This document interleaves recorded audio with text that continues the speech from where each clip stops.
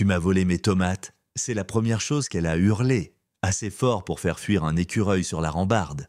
Je n'avais même pas encore refermé le coffre. J'avais encore une main sur un sac de lait et d'oranges quand cette femme a déboulé sur le gravier comme si j'avais braqué un magasin bio à l'arme lourde.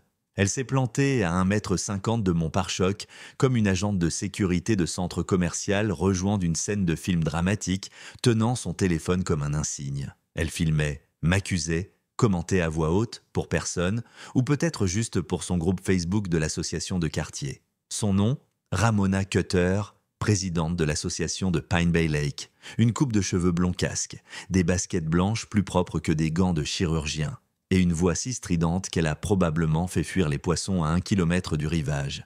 Mais, laissez-moi vous remettre ça dans le contexte. Cette cabane n'était pas juste un refuge pour le week-end, c'était le dernier héritage que mon grand-père m'avait laissé. Il l'avait construite de ses mains dans les années 60, bien avant la Shoah, avant les voisins qui réclamaient des dodanes et filmaient les pelouses avec des drones. Avant les gens comme elle, j'avais conduit 3 heures sur des routes sinueuses pour y arriver. Juste moi, mes pensées et une liste de réparations. Le toit avait besoin d'attention, la terrasse devait être poncée, et cette foutue moustiquaire grinçante, elle me rendait toujours fou après 5 étés. Mais c'était du travail honnête, paisible, sacré même, jusqu'à ce que Ramona débarque comme une méchante de série télé. « Tu m'as volé mes courses ?» a-t-elle crié en pointant ma voiture comme si c'était une scène de crime. Ce sont les mêmes marques, les mêmes sacs. Je t'ai vu au marché de Briarwood. Le plus fou, elle ne m'avait même pas demandé mon nom, même pas dit bonjour. Juste commencé à hurler comme si elle filmait un épisode de crime de banlieue. J'ai dit « Madame, je ne vous connais même pas ». Mais ça ne comptait pas. Elle écrivait déjà dans son petit carnet en cuir, notant ma plaque d'immatriculation, l'heure et sûrement même la saveur de chips que j'avais acheté. Puis elle a sifflé, ouais, littéralement sifflé, et ce type maigre est sorti de la cabane d'à côté. On aurait dit qu'il n'avait pas cligné des yeux depuis 5 ans. Bras croisés derrière elle comme un sbire d'association de quartier. Je m'attendais presque à ce qu'ils disent « Nous nous retrouvons enfin, intrus ». Ramona s'est approchée, murmurant avec hargne « Je t'ai vu prendre mes sacs. Tu me prends pour une idiote. Je t'ai vu de l'autre côté du parking. Et maintenant tu débarques ici avec exactement les mêmes légumes que j'ai perdus ce matin ?» J'ai regardé les sacs dans mon coffre, bananes, céréales, un pack de ginger ale, rien de suspect. Mais la façon dont elle les fixait, comme si c'était une pile de bijoux volés, c'était surréaliste. Et c'est là qu'elle a appelé le 17. Là, juste devant moi. Elle a dit qu'elle était victime d'un vol, qu'un homme menaçant, moi, l'avait suivie jusqu'à son quartier et qu'elle craignait pour sa sécurité, tout en filmant. Quand la voiture de gendarmerie est arrivée, gyrophares allumés, pneus grinçants sur le gravier, la moitié du quartier était là. Des gamins en trottinette, des retraités avec des jumelles, même un couple à 3 maisons de là, avec des verres à martini comme s'ils assistaient à un spectacle. J'ai essayé d'expliquer. J'ai dit aux gendarmes, le brigadier Rourke, que je m'appelais Manuel Cortés, que ma famille possédait cette cabane depuis des années, que j'avais les reçus, des enregistrements dashcam. Même un relevé de paiement horodaté au supermarché. Mais Ramona ne le laissait pas en placer une. « C'est du vol », répétait-elle. « Cet homme ment. Il a trafiqué des preuves. Je le sais. Et franchement ?» Pendant une seconde, je crois qu'il l'a cru. C'est ça le plus dur. Ce petit doute dans ses yeux, comme si la femme en perles avec son badge d'Ashoa était crédible. Et moi, un escroc en sac de course. Ce qu'elle ne savait pas, c'est que oui, j'avais des preuves. Parce que je documente tout. C'est mon boulot. Je gère la logistique sur des chantiers. Alors bien sûr que j'ai des caméras dans mon pick-up, pas pour rigoler, pour me protéger. Un disque dur dans la boîte à gants avait toute ma matinée filmée, minute par minute, mais avant même que je puisse le montrer, Ramona était déjà passée à l'offensive. Elle a posté sur le groupe Ashoa. Alerte urgente, l'occupant de la cabane 14 a été surpris avec des articles volés. Voisins, soyez vigilants. Et les likes ont explosé. Quelqu'un a pris une photo de moi à travers les stores. Une voisine, celle qui m'offrait de la tarte avant, me fixait maintenant depuis sa véranda comme si j'étais un intrus. Il y avait même des affiches, plastifiées, collées à la porte du port de plaisance. Sécurisez vos biens, protégez vos familles. Je n'étais plus un simple suspect, j'étais le bouc émissaire. Et c'est là que j'ai compris qu'il ne s'agissait pas de légumes, pas vraiment. C'était une question de pouvoir, de contrôle, de perception, d'une femme obsédée par le fait d'avoir raison, même si elle devait m'écraser pour le prouver. Mais cette fois, elle était tombée sur le mauvais gars. parce que je ne comptais pas disparaître en silence. Et celui qui allait tout changer, ce n'était pas moi. Et c'est là que tout a basculé, où la tempête a enfin commencé à tourner. Il s'appelait Gordon Ellis, 79 ans, discret. Vivait dans la cabane numéro 8, celle avec les carillons au vent et le vieux chapeau de pêcheur pendu à un clou.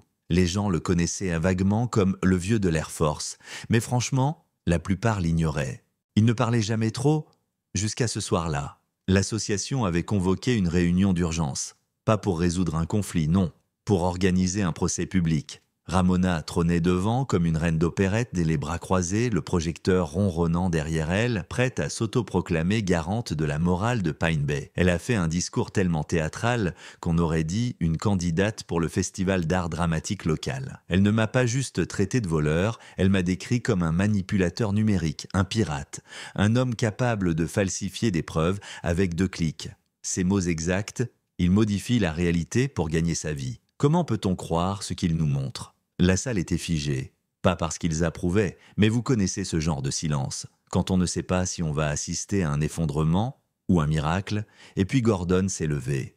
Il n'a rien dit au début, il s'est simplement avancé lentement, carnet à la main, hochant la tête une fois en direction de Ramona comme s'il allait prononcer un jugement calme et ferme.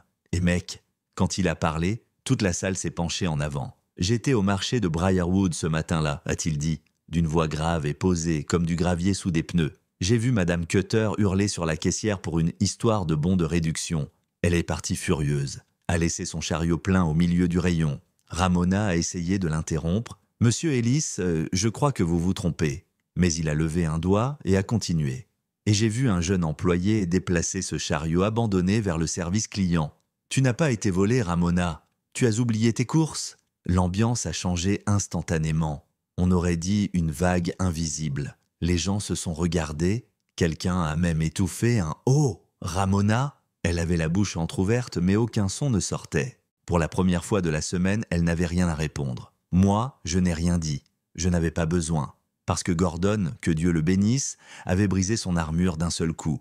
Et quand est venu mon tour, je me suis avancé sans colère, sans effet de manche, juste un ordinateur portable et un dossier intitulé « La vérité sur samedi matin ». J'ai lancé la vidéo sur l'écran du centre communautaire, clair, horodaté, en haute définition. On voyait Ramona quitter le magasin furieuse à 10h15, abandonnant son chariot, puis moi en train de passer à une caisse complètement différente, 17 minutes plus tard. Les tickets concordaient, la dashcam concordait, même une attestation du caissier confirmait tout. Image après image, tout son mensonge s'effondrait, comme un pull bon marché qu'on détricote. À la fin, personne n'a applaudi. Pas besoin, le silence suffisait, les voisins se sont levés lentement. Certains sont venus me serrer la main, d'autres ont glissé un désolé discret. Ceux-là même qui me regardaient en de travers 48 heures plus tôt avaient maintenant les épaules basses. Mais le regard de Ramona, cette grimace crispée, ce sourire forcé, tentant de garder le contrôle alors qu'elle savait qu'elle l'avait déjà perdu. C'était ça, la vraie fin. Et Gordon, il s'est approché sur ses jambes fatiguées, m'a fait un petit signe de tête et a dit « Fiston, j'en ai vu assez des chasses aux sorcières dans ma vie pour en reconnaître une. Content que tu n'aies pas laissé celle-là t'engloutir. Ce moment-là, ouais, je l'oublierai jamais. Je ne suis pas parti. Je n'ai pas vendu la cabane, je suis resté. J'ai réparé le toit le lendemain. Même cette foutue porte grillagée, je l'ai graissée, elle ne grince plus. Et petit à petit, les gens ont recommencé à sourire, à rapporter des tartes, à laisser des mots d'excuses dans la boîte aux lettres, mais ce n'était plus pareil. Ramona a perdu son poste de présidente de la Shoah 6 semaines plus tard. Officiellement, pour épuisement, officieusement, tout le monde savait. Et moi, j'ai compris une chose, la vérité ne gagne pas toujours au premier round. Parfois, elle attend, silencieuse, jusqu'à ce que ce soit le bon moment pour parler. Et quand elle parle, elle est plus forte que n'importe quel mensonge. Alors maintenant, c'est à vous. Qu'est-ce que vous auriez fait à ma place ? Pensez-vous que le pouvoir dans une communauté attire toujours les bonnes personnes ou juste celles qui crient le plus fort ? Lâchez vos avis en commentaire sur la justice, les abus de pouvoir ou ces petits mensonges qui deviennent des drames collectifs. Et si vous avez vous aussi été pris pour cible par un voisin tyrannique, j'aimerais entendre votre histoire. Abonnez-vous si vous croyez que la vérité mérite qu'on l'écoute. Et souvenez-vous, le silence n'est pas toujours de la faiblesse. Parfois, il attend juste le bon moment pour prendre le micro.